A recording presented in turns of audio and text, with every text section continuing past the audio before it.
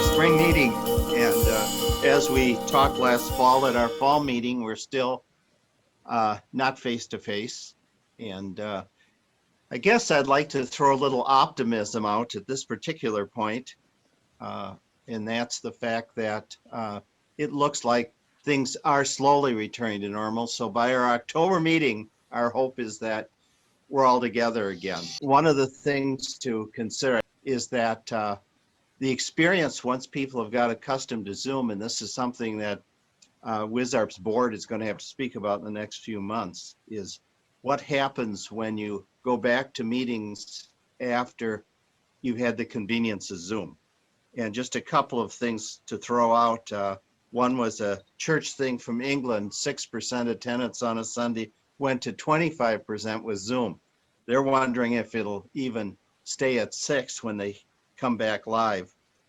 And our local Boy Scout Council roundtables has gone from 20 to 50 when it's on Zoom and people don't have to travel. So WisARP's going to have to think about the impacts and probably lean towards doing both, broadcasting when we're having face-to-face meetings and understanding that that will shrink the balance sheet on face-to-face meetings because people aren't traveling, it's not taking a whole day, and they're not in the position of a charge for a meal.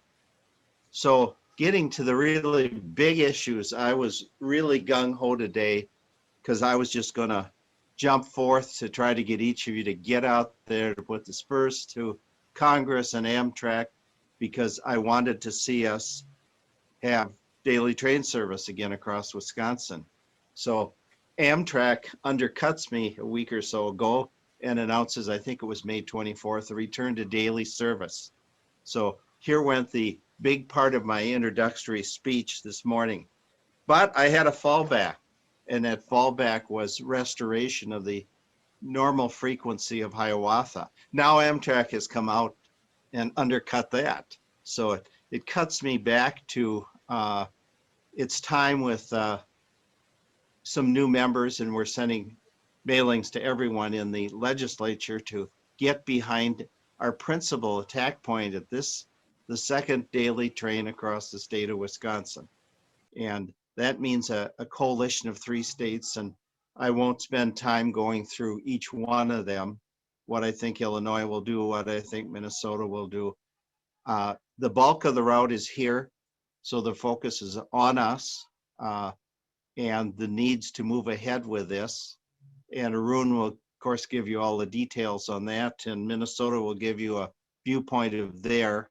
But in reality, that's our highest priority right now, is to bring frequency up. The previous governor and the current governor are still behind increasing Chicago-Milwaukee, or I should say Milwaukee-Chicago frequency on the Hiawatha. But, you know, we have a wider view than simply that. You may remember the Midwest Regional Rail Initiative, which ironically in many places is still alive. And the idea was to get higher speed, higher frequency service to the Twin Cities going through Milwaukee. It was also to return to the Fox River Valley, and it was to return to Madison. And towards the end of the governor before the last governor's administration, Governor Doyle decided not to run for a 3rd term. Some of us felt there was a trade-off with the administration of the time, who did not put him in a cabinet position, but he did manage to broker, at least I feel he brokered it, the 800 million plus to go into Madison. And some of you who've been around a long time realize the original estimate was less than that, but when WisDOT got involved with the land bridge and some of the modifications they wanted to make, it went up. But the bottom line was it went away. And I was at a NARP meeting, and people were saying, well, can we get some of it, John? And of course, it was spent with other states. So our 2 focuses beyond the second train, and of course, representing the desires of the Eau Claire area to be tied in, are what does it take to get into Green Bay, and what will it take to get into Madison? And there are people looking at it. We'll have to attempt as an organization, and we have a lot of people who've got engineering backgrounds around, to see if the Madison service capital costs can't be reduced with maybe the original was a fraction of that.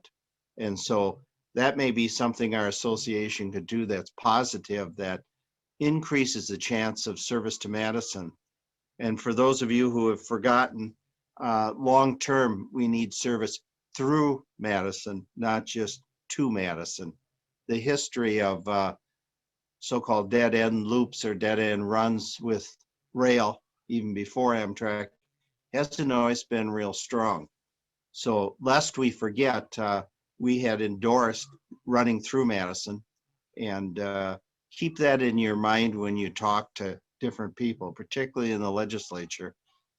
The other plus of that is not only for the people of Madison that they can go both directions, but it does involve more assembly and state senate seats.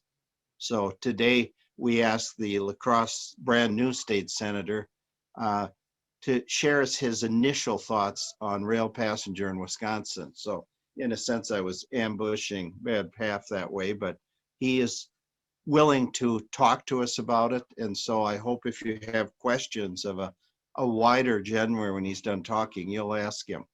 Again, in summary, time to be active with the state of Wisconsin, time to remind your members of Congress that we have needs.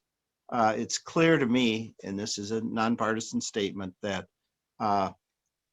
President Biden has a warm spot in his heart for Amtrak rail passenger. What he does with that, with all the different pressures he has on him long term, obviously we have to keep an eye on.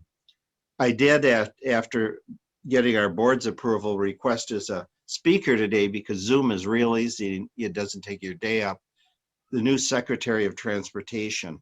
It was just a few days ago I got a response from his scheduler for the country, our former mayor from down there in Ohio, Pete, and that he was unable to click in today because he had other things. But I mentioned to a couple of you that, interestingly enough, there was a not positive article about the new administration in one of the medias that the direct appointees, in other words, cabinet type people, have been almost sequestered so far as their public appearances these first few days of the administration. And a sarcastic comment, with the exception of one, the Secretary of Transportation had done over 30 interfaces with media and groups. And that kind of gave me a spark of hope that maybe we would be number 31. The negative to it was the commentator, the media's commentators, but that's a minor cabinet position. So that's just a reminder to all of you, and an incentivizer that we need to work hard, because that's perception of a lot of people, and certainly including a lot of media people, that you have big issues. You know, you've got defense, the Voting Act, schools, and other lobby groups that are very effective. And where does transportation in general fall? And where does rail passengers, a very small subset of that, fall? So we're not a huge number, but we have been very effective. In the days where they were going to cut Amtrak funding out totally, this organization really worked. When it was time to walk the tracks, which a group of us did for service into Madison, we did analysis on paper of every 39-foot section and what we thought it would cost to bring it up to grade. That's before the Thompson administration brought it back into the formal part of the Department of Transportation. So if you look a little bit of our history, we've done a lot of work. I guess my closing comments here, and I'll ask for questions, are we got a lot of work ahead of us, but at least now we can turn from the negative of bring our trains back to add something to the trains that we have and add cities to service that need it and want it in Wisconsin. So with that, Mark Quam, I'll ask if there's any questions before, as Congress likes to put it, I'll relinquish the balance of my time, if in fact I have any balance. Thank you, Mark, and thank you, John, and good morning, everyone. I sure hope that you're well. My name is welcome, Brad. Well, welcome, thank you, new John. Senator. I appreciate it. I look forward to meeting in person. I really do. Um, this Zoom thing is convenient, but at the same time, there's nothing like getting out and seeing people and meeting face to face. And welcome everyone for spending part of your Saturday morning and part of your Saturday here with all of us as we talk about passenger rail transportation. As you can tell, I'm excited about this conversation. I'm also excited to have the opportunity to represent you in the Wisconsin State Senate. This is my home. This is the area in which I was raised, in which my wife and I have raised our two children here as well. My family first came to this area in the 1800s. They've been living and farming in northern LaCrosse County since that time. I myself have had the opportunity to work with both one of our U.S. senators as well as a member of Congress, and I've had the opportunity to serve as a cabinet secretary within the state government, within the Wisconsin state government, when I served for over 10 and a half months as the Wisconsin Department of Agriculture, Trade, and Consumer Protection Secretary. But I want to talk with you a little bit about passenger rail transportation and talk to you about transportation overall. First of all, I want you to know that this district that I represent, it includes LaCrosse, Vernon, Crawford, and southern Monroe counties. About 85 miles from north to south. And there's rail that is on all of that, from south of Prairie du Chien, following the Mississippi River, all the way north of LaCrosse. It's rail. The district is also about 50 miles from east to west. And of course, there is rail that encompasses much of that, much of the district from east to west. I like to say that not only do we have rail, but we've got a lot of different forms of transportation and modes of transportation in this district. I want to share with you a little bit about hope and optimism. That's something that former President Obama talked an awful lot about, and it's something that I hold near and dear to myself, and that is to always be forward-looking and to be hopeful. And I do believe that not only do we have a lot to look forward to this spring and summer, as more and more of us are getting vaccinated, and we seem to be moving, while we're being conscientious and still protecting ourselves and our loved ones and our neighbors.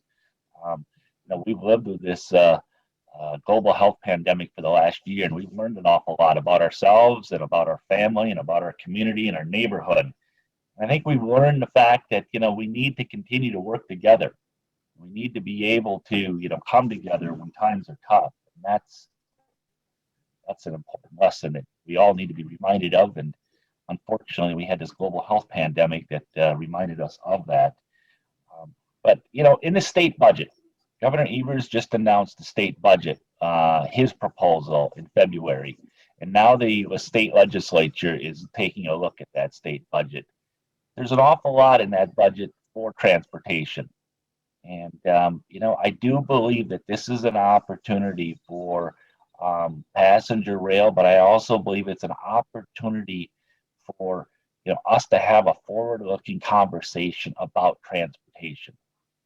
I just shared with you the district that I represent. I don't need to tell you that multimodal transportation is very important to this district. Obviously, we need to have roads and bridges in our rural areas. We recognize that. We need that for economy. We also need that for public safety. But I discussed the fact that we've got the Mississippi River with the locks and dams, and there's work that's being done obviously with our ports in order to move our goods to and from in a national and an international market. There's the interstate highway, there's a state highway system, county highway systems, there's also the airport. There's also rail. And I am excited, to be representing the district that I represent. It is a border district with Minnesota as well as Iowa. We've heard an awful lot from our friends to the west in Minnesota, with the partnership that they're looking to build when it comes to greater use of passenger rail. As John described in his introductory remarks, the kind of continued interest that's coming from the east, particularly the Chicago and Milwaukee. I do believe that there's real opportunities here to continue to have greater conversations and to continue to move this forward as far as when it comes to passenger rail. We in LaCrosse, we are served by Amtrak, but as John mentioned, additional service is something that is needed. Obviously, we have the Empire Builder, and these Twin Cities to Chicago, Twin Cities, Milwaukee to Chicago route is very important. We'd like to see more of that. So, I would like to continue to have conversations with you on that. I also want to be able to continue to communicate with you as we continue to look forward, what we can do with transportation policy going forward. Because I don't think that, I don't think people want to continue to move forward, and I think that there's a real desire. And I've been meeting with a number of different transportation advocates, from county highway commissioners all the way to transit advocates within the city of LaCrosse and in the LaCrosse community.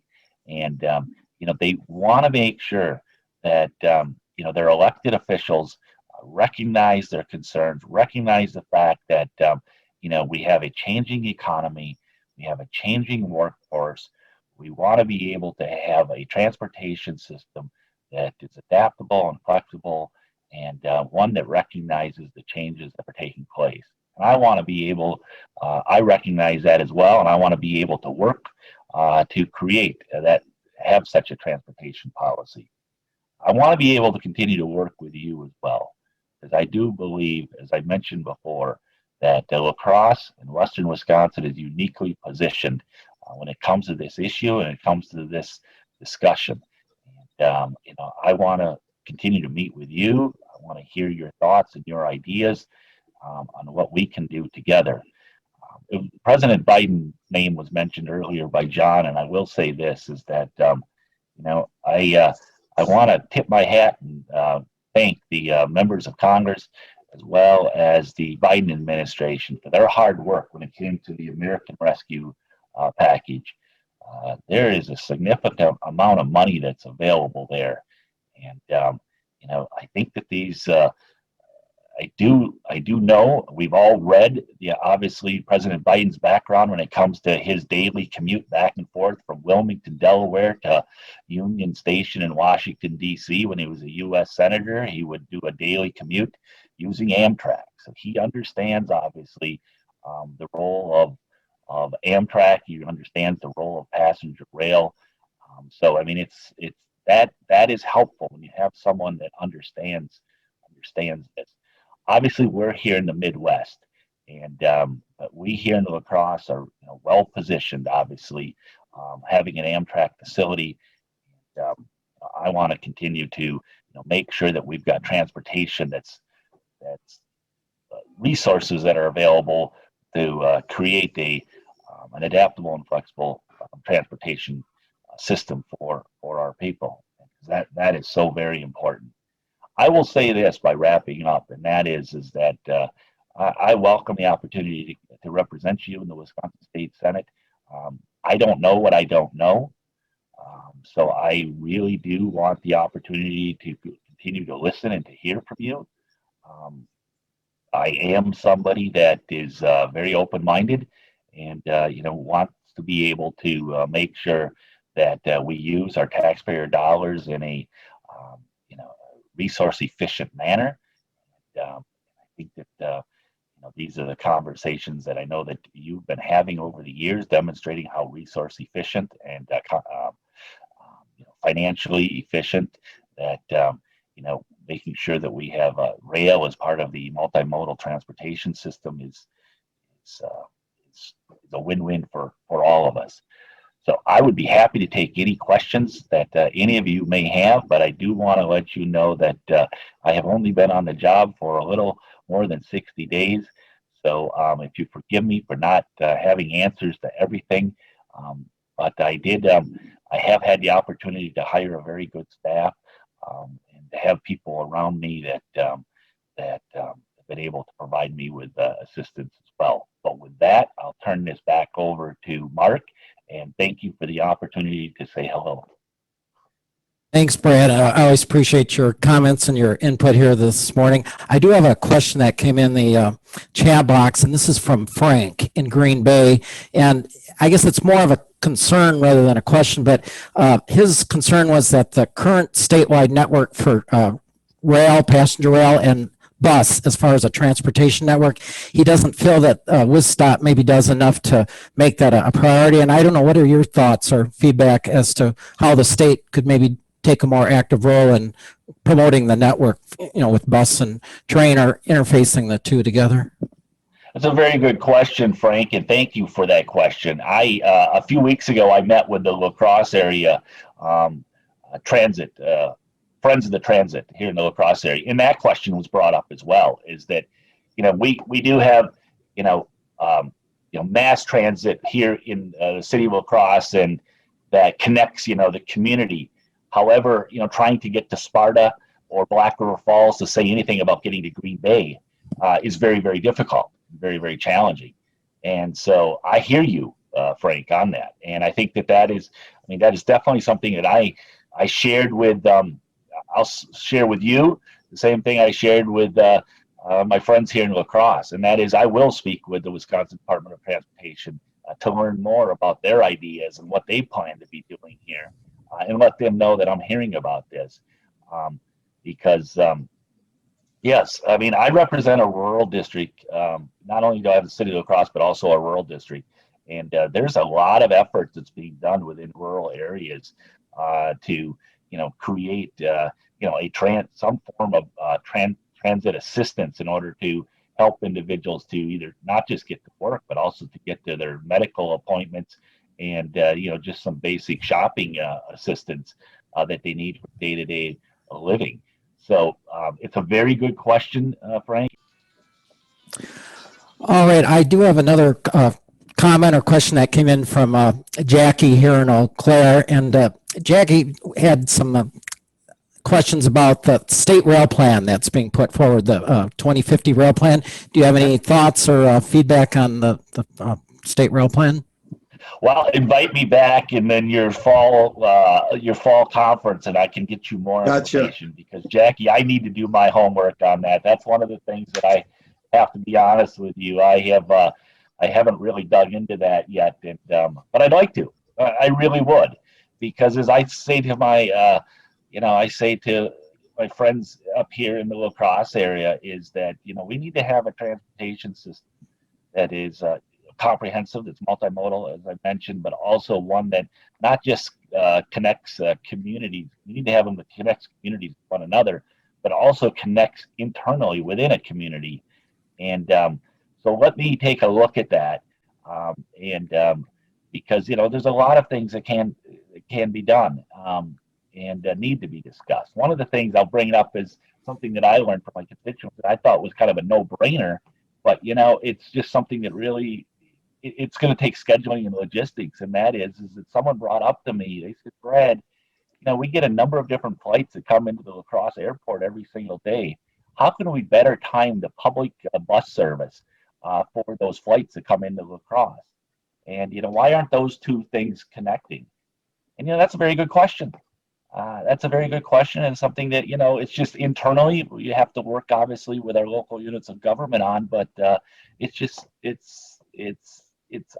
something in which if we can make this a little bit more flexible and more seamless, that is something that would be very helpful. And the same thing, I guess, can be said for, and I don't know this, and this is where I got to do my homework, as far as with the stops. When we get back to the daily stops here at the Amtrak in the LaCrosse, in the bus service, to make sure that is timely as well. So these are all good questions, and I want to continue to stay in touch with you.